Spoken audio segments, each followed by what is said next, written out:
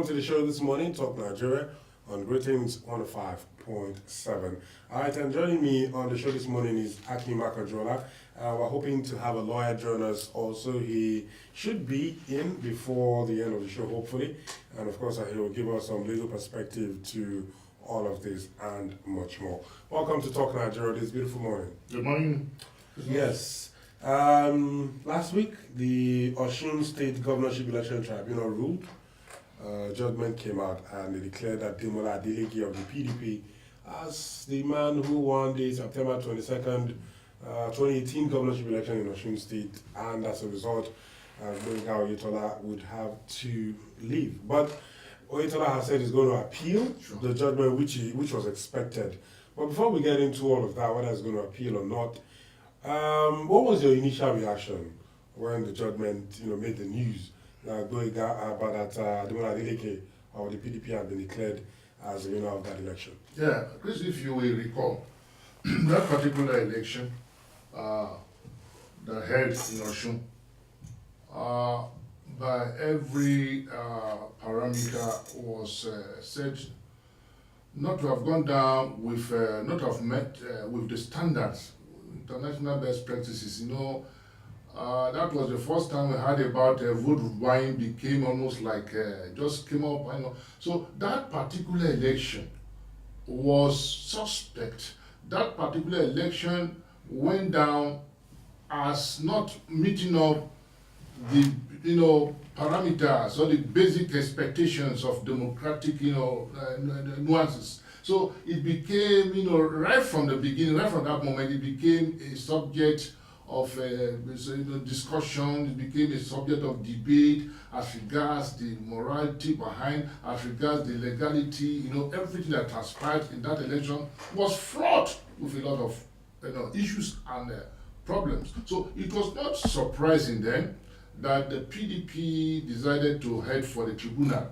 And when the three wise men, in their own sense of judgment, the minority report coming from the head of the group, the majority had their say, and that is to say that they saw a lot of problems with that election, especially with that electoral officer that was said to have gone ahead to declare the result coming from a lot of the constituencies has been inconclusive and all the rest. So my first reaction to that judgment was that probably we are experiencing the intervention of the judiciary, which may finally be which will be the final arbiter in terms of electoral matters.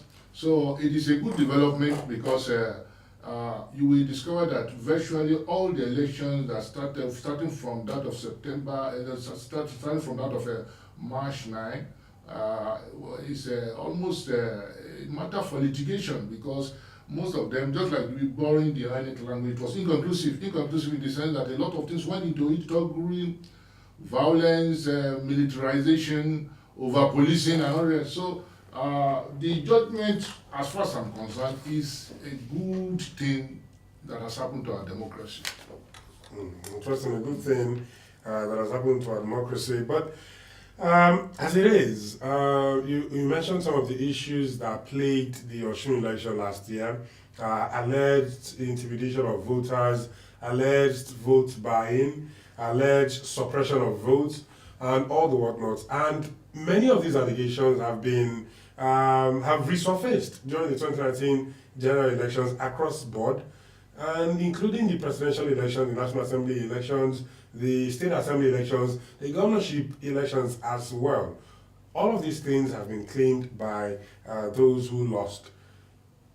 In law, they call it precedent. What do you think this judgment from Osun State, what precedent do you think it will set for those who would approach the election tribunal for the 2019 elections? I think one thing is clear here, that if the judiciary is able to maintain this non-partisan, political stance to judgment, it is going to sanitize the entire political system.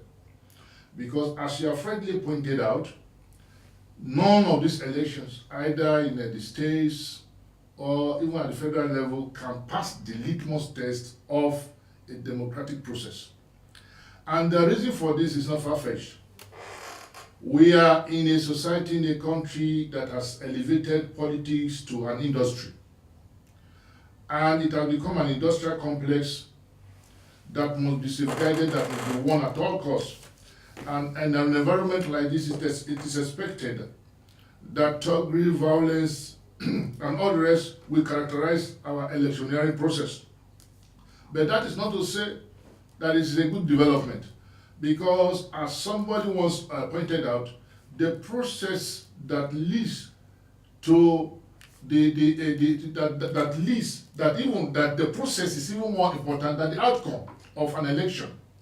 In other words, if we allow some of this illegality to pass without being challenged, it will lead to such a situation that people will be left to look for solution to some of these problems. And the solution I envisage is not the palatable type, because when people lose faith in the system, then the outcome of that will be that people start to sort out things for themselves. People start to look for solutions for themselves. That is why we have to be very careful the way and manner we allow some of these things to happen and to go unchallenged. That is why I'm happy that the tribunal, the electoral tribunals are there to make sure that they forensically look into some of these issues.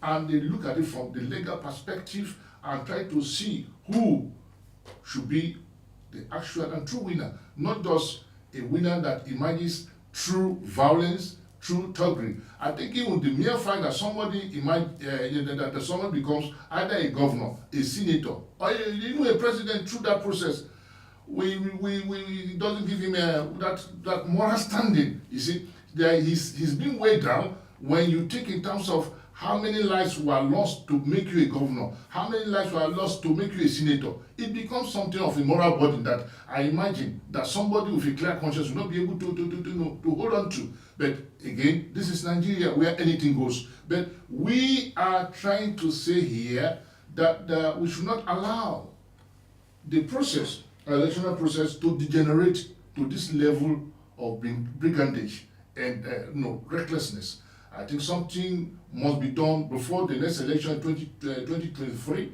to ensure that we do not expand this vicious circle of violence any longer. Interesting. All right, so guys, we will be opening the phone lines in just a bit, but not yet, because we still have quite a few things that to talk about before we open the phone lines. And we're still reacting to the judgment of the Osun State Governorship Election Tribunal, which ruled that Demola Adeleke of the PDP was the duly elected governor of the state. And as a result of that, the incumbent, Adigboyega Oyetola of the APC, has appealed that judgment. So we wait to see what will happen. If it is expected that this case will get up to the Supreme Court level, because whatever happens at the appellate court, if the judgment goes in favor of either of the parties, it is expected that whoever doesn't get the favor would, appeal to the Supreme Court. So at the end of the day, we might not see the end of this case until next year, or maybe even in 2 years' time. So that takes me to the next question I want to ask, because it is as a result of this, something similar, that we have distorted elections in some states in Nigeria, which Osun is one of them. There's Ekiti, there's Ondo, there's Bayelsa, there's Anambra. In fact, it was Anambra that set the precedent in 2006 when Peter Obi, who got the mandate in 2006 after the court ruled that he was the duly elected governor of Anambra State in the 2003 governorship election. But he didn't get that mandate until 2006, and as a result of that, the case went up to the Supreme Court level, which as the Supreme Court ruled that his mandate would begin from when he was sworn in. Now, given the amount of concerns that have been raised, the amount of disaffection that has been raised as it concerns the 2019 election, do you think we are set to see a case of us having more distorted elections? Because, like I said earlier, some persons who already lost out from the elections as announced by INEC have said they will challenge the result of the elections. And we know these things don't take 1 month, 2 months, 3 months. Sometimes they take as many as 2-3 years before the case is finally determined. So do you think we should be set for a case of where we'd have more distorted elections? Now, we only have in a handful of states. Do you think that is what we should be getting set for? Yeah, I think I agree perfectly with you, because from the examples you have cited of the past elections that ended up inconclusive, in an inconclusive way, that was what led to this belated elections coming up in other places like Osun and Ekiti with the attendant problem. You see, what the problem is that when people fail to follow the rules of the game, and that is always the end product. You always end up in this type of electoral confusion. And I can even see this coming up from the analysis you have given by yourself, that if most of these elections are taken to the tribunals, it's not a matter of a day or two, except there's a law that I think Time bound. time bounds it, that before, and I think that is very, very important, rather than just to leave it open-ended like that the litigation can go on for years and not rest until probably when the 4-year term expires. But the argument would be that if you give a time frame within it, they say you can't fix a time, you can't give a time within when a case can be exhausted. So the lawyers would probably tell you that if you limit the time, if you give a time frame, that you may not just be doing justice to any of those who will be in court, because they may not have enough time to properly present and defend their cases. There will always be excuse for anything that people want to make sure they circumvent, because like most of those cases that are before the tribunals, with all sense of respect to our judiciary, you find that actually most of those cases are linger on because of the methodology that we adopt in most of these cases. You see, the idea of laboriously going through volumes of documents, like somebody was saying that the electioneering papers that were ballot papers that were printed out were up to 450 million. You can imagine somebody going through 450 million documents, trying to salvage, trying to get evidence from that. That is, again, is an indictment of the type of electoral system. And that is not surprising, because most people still find refuge in this type of cul-de-sac. In other words, they only excel in confusion. And when you eliminate, you take away this element of confusion that they've been trading in, then they'll be left like a fish out of water. So what are we saying here?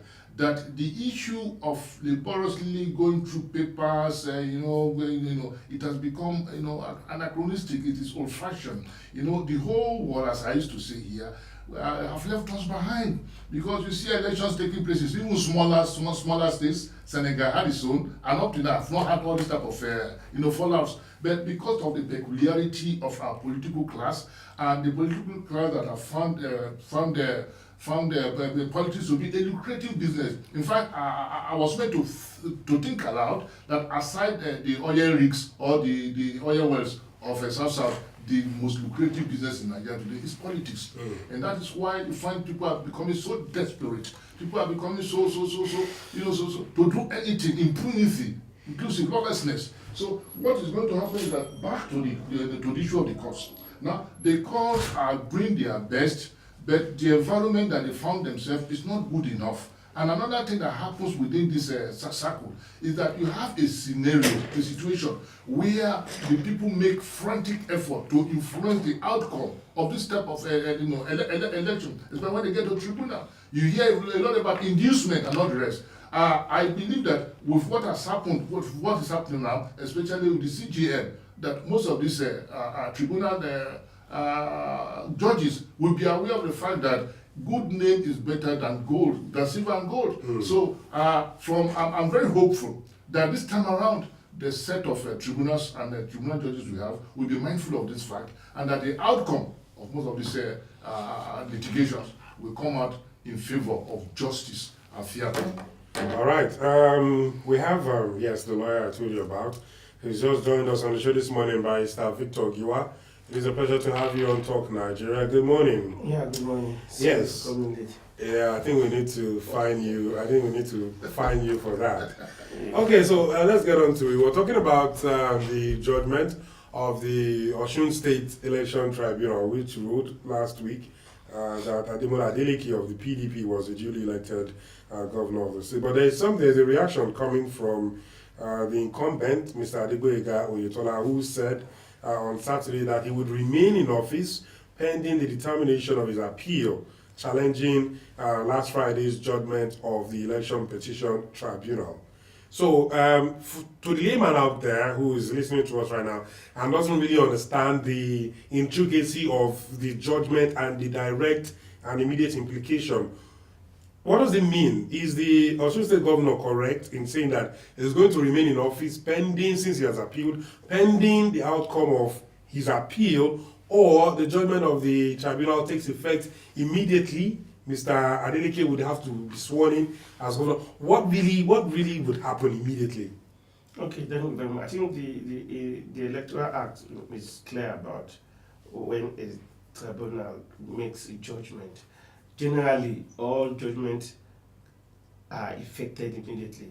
They take effect as immediate as it is pronounced and enrolled. But in the case of election tribunal, especially in this under the 1999 Constitution as amended, 1999 Constitution as amended, it is for governorship election. The final court is the Supreme Court, unlike what we had before the last alteration of the 12th alteration. It was any appeal from the governorship tribunal ends in the Court of Appeal. But now it goes from the Court of Appeal to the Supreme Court. So ordinarily, what was supposed to be was that when the election tribunal makes such judgment, of course the winner is sworn in and all of that. Because if you look at the language, each time they make such election, they will tell you immediately revoke the certificate of return of the person who was sworn in and immediately give it to the person who declared winner and all of that. But because we have to maintain the sanctity of the office. We don't want to have somebody being sworn in after election tribunal in the Court of Appeal. The decision may be different. That you're going to move the person. Then the Supreme Court. You don't have to be moving and bringing in. We must maintain the sanctity of the office. So it is now ordinarily. It is not. It is now a procedure that you wait for the final. According to the current laws. Yes, okay. You wait for the final judgment, which in this case is to come from the Supreme Court. And we do not know when that will happen. It might take a year, it might take two. No. Each time when you make when you give a judgment, it goes to Court of Appeal, and between Court of Appeal and the Supreme Court, you have 180 days. Okay. Yes, between the Court of Appeal and the Supreme Court, you have 180 days. And that is why a lot of appeals. That's almost about half a year. Yeah, I don't know the calculation of 180 days is. Yeah. So between the Court of Appeal now and Supreme Court, that decision must be heard.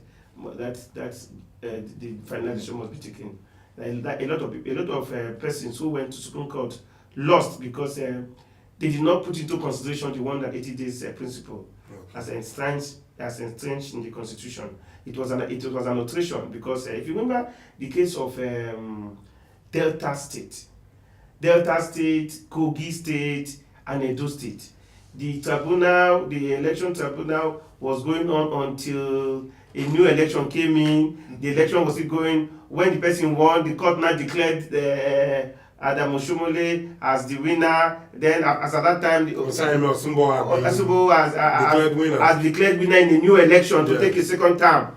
Then, it was based on that. It happened in Kogi State too.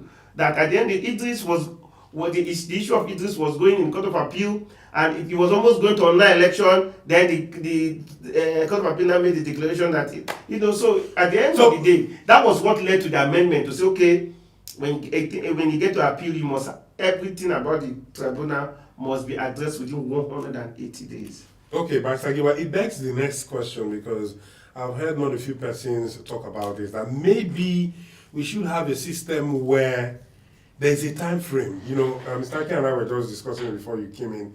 There should be a time frame. I don't know how many days should be allocated, but there should be a time frame between when elections would hold and when the entire litigation will be exhausted from the appeal, from the petition tribunal to the Supreme Court. And within that time frame, nobody would, even if you were declared winner by INEC, you would not be sworn in until the legal process is exhausted. So we don't have a situation where somebody is sworn in, and in some cases you've even done half of your term, and then suddenly there's a court judgment that you're no longer the governor. Don't you think we probably should enact such a law? No, but it is almost getting there, because if after election not have been declared, a winner have been declared, I mean, you have within 21 days to file your Appeal. your petition. Yes, 21 days after the result have been declared, the winner emerged. You have 21 days. And after that 21 days, you have 180 days. So for the election tribunal, it was September, October, November, December, January. How many days is that? Months. How many months is that? Is it up to 6 months? 5 months thereabout. 5 months thereabout. So November, December, January, February, March. 5-6 months. 6 months. Okay, so they have the period within which that issue must be trashed. You understand? So it is. But somebody was already sworn in. Yes. No, that is. So you don't. You also know that person, the governor too, also has a lifespan 4 years. Yes. So there must not be a vacuum. There is argument that maybe in the absence of that, maybe the Chief Justice, for in the case of the state, the Chief Justice takes temporal charge of the state affairs, because obviously, like you said, there can't be a vacuum. The Chief Justice takes temporal charge until the matter is exhausted in the court. Because one of the reasons why this idea is propagated is when somebody is in office as an incumbent, they have access to state funds. So, I mean, it's usually more often than not easier for them to use the state fund. You know, exactly, and you know, I mean, do whatever it is. So you are very correct. That is an issue that also will be part of the electoral reform. Yeah, you know, everybody is talking about electoral reform and all of that. So those are the issues that should be part of the consideration. Yeah, that's true. People are sworn in. At the end of the day, for example, Yetola may not be the governor if the appeal court sustain the judgment of the tribunal and the Supreme Court sustained, uphold so at the end at that period, it would have it almost happened to the case of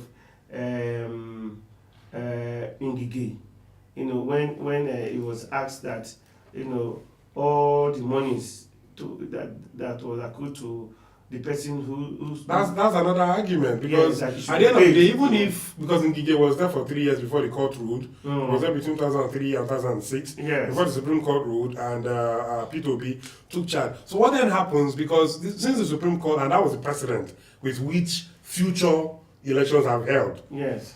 And since the Supreme Court ruled that your tenure begins from the day you were sworn in, what then happens to the emolument and the allowance? Yeah, I think in the case of Anambra State, the Supreme Court also said that at the point, the court was even saying that in law he's not known as a governor.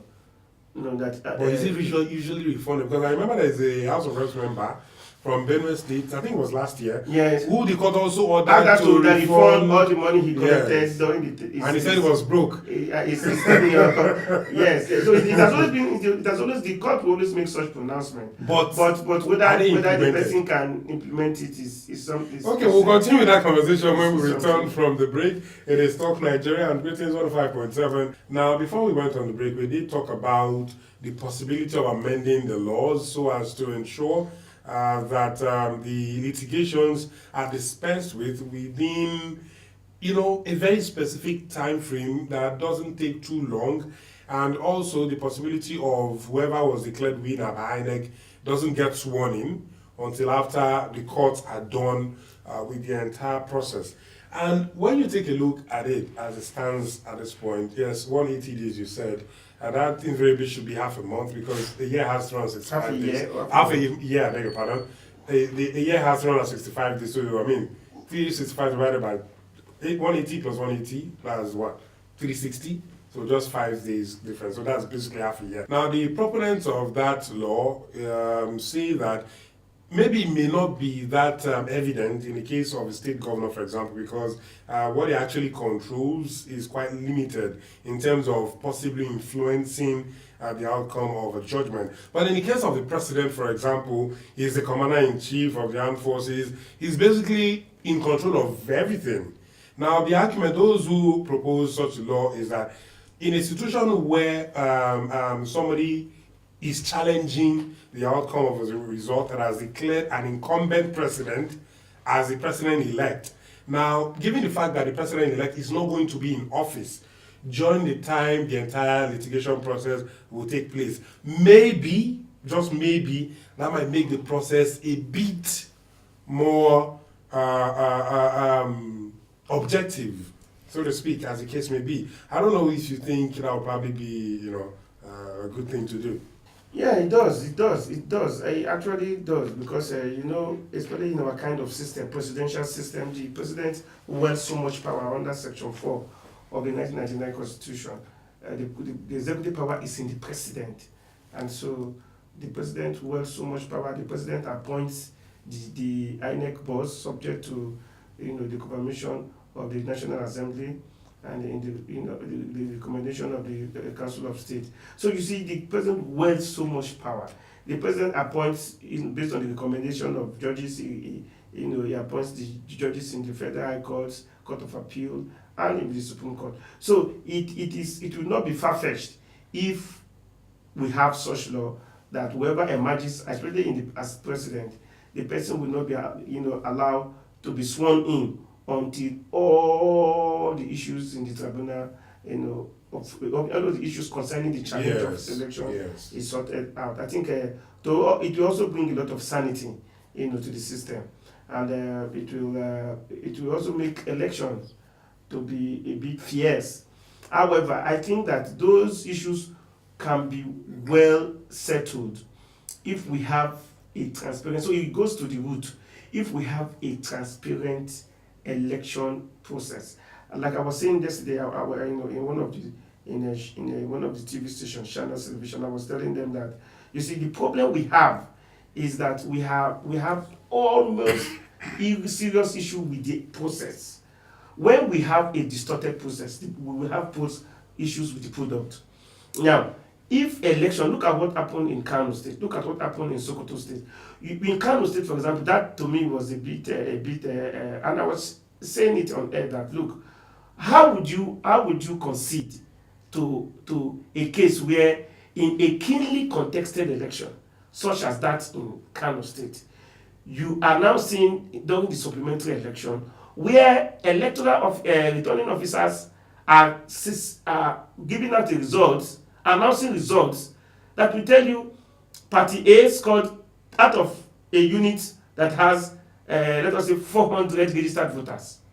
You are now reading the scores in polling units to say a particular party has 360 and the opposition party has 0. And you start reading it like that, and you cannot accept that. And of course, I was saying that around between 7:08 and 7:38. I made that comment that, look, I am not going to accept that. And I know I could remember one of the anchors of that program said, no, why are you going to say that? I said, look, we cannot accept that because it just, on its face of it just tells you that there's something absolutely wrong with that process. And again, just later in the day, we saw such issue. In short, when they were doing the live coalition, we saw a lot of persons who said, no, there was no result in these places that will be mentioned. That, for example, how can you say in this particular local government, the Party A scored 0 and Party B scored 360. And people were challenging INEC, the returning officer, inside the coalition center on the same point I was raising. And I said, you see, this is where crisis begins. When people don't have confidence in the process, when the referee, and like I tell people that if in football match there is no referee, players will almost use their hands to start scoring goals. So people have that temptation. Players will have the temptation to start using their hand for football when it's not an handball. And so the function of the referee is to regulate, is to make sure that the laws are upheld, the processes are transparent, people are fair. So, but when we see an INEC, being compromised, when you see a compromised referee, what you have is a situation where people will start going to court and everybody there will be contestation, people will even start influencing judiciary and all of that, and that is where we are at. That is where we are right now. So for me, the basic thing, the first thing is to make sure that we have an independent INEC. We have people who are courageous. We have people who are plain. We have a system that we induce transparency and accountability. The process will be so fair that when you fail, you will know you have failed. When you win, you know yes you have won, and there will be little or no contestation. Like if you see what happened in Sokoto State. The difference between the declared winner and the loser is just 341. 341. You will know that it is a keenly contested, and you will not hear, except I stand to be corrected, you will not hear the kind of crisis you hear in Kano, in Sokoto State during the supplementary election. It was peaceful, I mean, to some extent, but in Kano we had a lot of thuggery. From some of our observers were sending us pictures of how people talks were everywhere. Of course, it was even in other international TV, and talks were intimidating people. Voters were intimidated. Police were being compromised. Some people were. The whole process was distorted to favor the ruling party in that state. So I don't think that it was fair.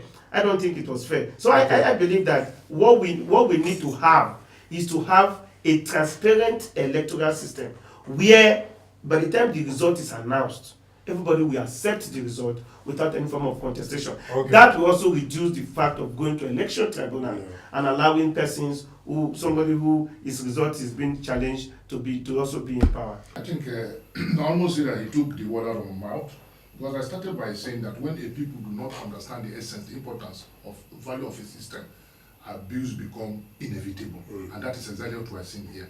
I was trying to even make a historical excursion into how we got our independence, trying to compare with other countries that got their independence through real struggle before they got it. They value it, but Nigeria on 1960 gathered together under a ceremony, under a canopy, and Nigeria was declared an independent country. But the root causes of our problem today was sown on that very day, in the sense that you don't just bring people from different type of cultural, ethnic, religious background, orientation, and just try within a year or within some time to weld them into a nation. So that is why most people are even very, very questioning the veracity of our claim to be the nation. That Nigeria is just a mere geographical expression. If Nigeria is not a mere geographical expression, what we are experiencing through our electoral system is an aberration. Because I sat down to think of any other country that is going through this very, this horrendous, experience. I found none. Not even in Ghana, that we claim to be the giant of Africa. That is to show that the situation is not, the problem is not with the system, but with the people.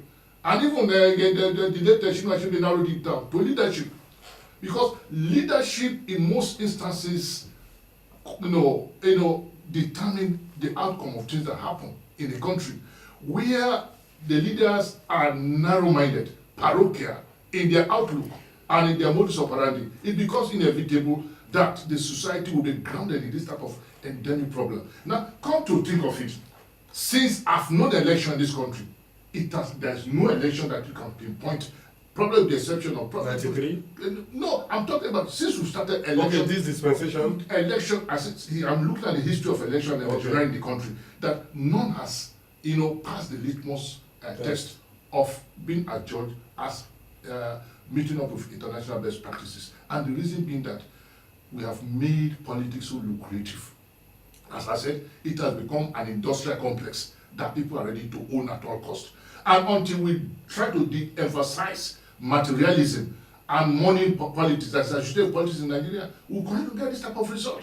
Because what is happening is that how many people have to die before people are made governors and senators? Is it the same thing in other climes?